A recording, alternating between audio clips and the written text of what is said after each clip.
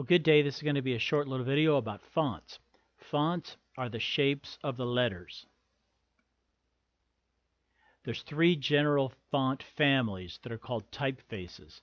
You could draw an H like this, or you could draw an H like this, or you can draw an H like that, and those are different types of typefaces. One's called a serif font, one's called sans serif font, and the last one's called a script font. Serif, sans serif, and script.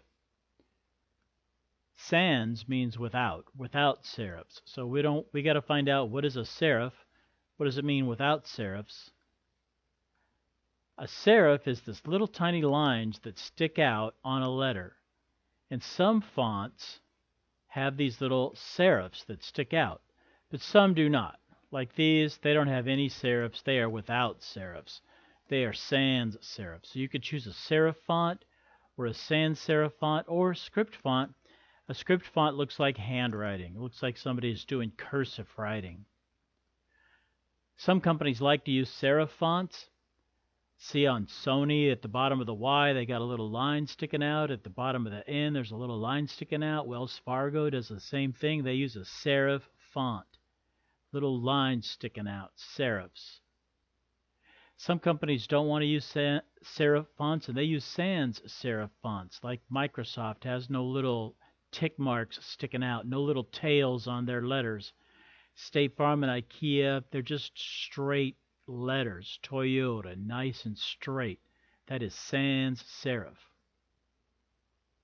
Some companies like script fonts, like Kellogg's or Olive Garden or Johnson & Johnson. It sort of looks like handwriting, doesn't it? Safeway used to use a serif font with little lines sticking out a little bit, just very small little lines sticking out. Those little lines are called serifs, but their new logo is much sleeker. It's sans serif. So a lot of people are using more and more sans serif fonts. Yahoo used to use a serif font like on the H and on the Y, but now they changed their logo to be a sans serif font. I wrote this top sentence. This sentence is in the Georgia font. Can you tell if this is a serif font or is it a sans serif font? What's your guess? Yeah, Georgia is a serif font. See at the bottom of the I, it's got these little lines sticking out. At the bottom of the A, there's a little tail sticking out. That's a serif. What about the Playfair display font? Is it a serif font or is it a sans serif font? Can you tell? Does it have a little line sticking out? Yes, it does. It's a serif font. See at the bottom of the D, there's a little line sticking out. At the bottom of the R, there's little lines sticking out. Those are serifs. What about the Times New Roman font? Can you tell? Is the Times New Roman font serif or sans serif? What's your guess? Times New Roman is a serif font. It's got little lines. Look at the bottom of the capital T. It's got little lines sticking out. At the bottom of the M, there's little lines sticking out. Those are all little serifs. What about the Impact font? Serif or sans serif? What do you think? Impact is a sans serif font. It doesn't have any little tick marks sticking out, no little tails. It's just nice and straight. What about the Montserrat font? Serif or sans serif? Montserrat is a sans serif font. It's nice and straight, no little tails at the bottom of the M. It's just straight. What about the Alpha Slab One font? There's a font called Alpha Slab One. Does it have little serifs sticking out? Yes, it does. Look at the bottom of the A. It's got these little lines that stick out. At the bottom of the N, it's got these little lines sticking out. What about the Arial font? Is the Arial font serif or sans serif? The Arial font is a sans serif font. See, no little lines at the bottom of the letters. What about the Bitter font? Can you tell? Is it serif or sans serif? The Bitter font is a serif font. It's got the little lines at the bottom of the R, little lines sticking out of the B. What about the Calibri font? Serif or sans serif? Calibri is a sans serif font. It's nice and straight. No little lines at the bottom of the I, no little lines at the bottom of the R, no serifs. Fonts mean things. Let me show you some examples. Suppose you saw a book and the title was written like this: Dangerous Tigers in the Night. Now, do you think this is a really scary book? Is it a horror book? I don't think so. I think this book is probably a kid's book. It looks pretty simple and innocent to me. But what if I wrote the letters this way? Dangerous tigers at night. It's the exact same words. This one to me looks a lot more scary. What if I wrote the letters like this? I thought these letters looked a little mysterious. I thought these were mysterious letters. I thought this was some sort of a mystery book. What if you saw a book and it was called Soft Bunny Afternoons, but it was written like this? If I saw the book written with letters that look like this, I would think that bunny's going to come to life and kill me. This is a scary book.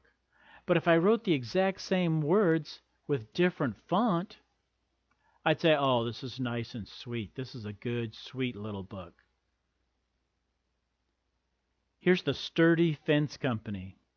They used a certain font to draw their letters. Would you hire this company to build a fence for you? Boy, I would not. This fence company looks like their fence is going to fall right down. It looks pretty flimsy. But if they wrote the exact same words in a different font, Sturdy Fence Company, now this would be a lot better. I would more likely hire this company, even though it has the exact same name. You see, the font gives you some sort of emotion, some sort of meaning to it. What if you saw a sign that said haunted house like this? I wouldn't be too scared of that haunted house.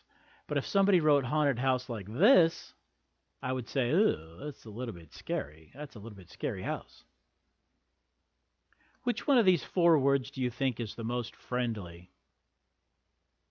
The blue one, the brown one, the black one, or the red one? That's up to you. You decide which one's the most friendly. You should know in this little video that there are 3 font families, also called typefaces. There's serif, there's sans serif, and there's script. And in our class, I'm going to expect you to notice the fonts. If you need to choose a serif font, you might choose one of these fonts. The Bitter font has serifs. Times New Roman is a choice you could make. You could use Cambria. You could use Georgia. You could use Libre Baskerville. All of these have little tiny tick marks on the letters.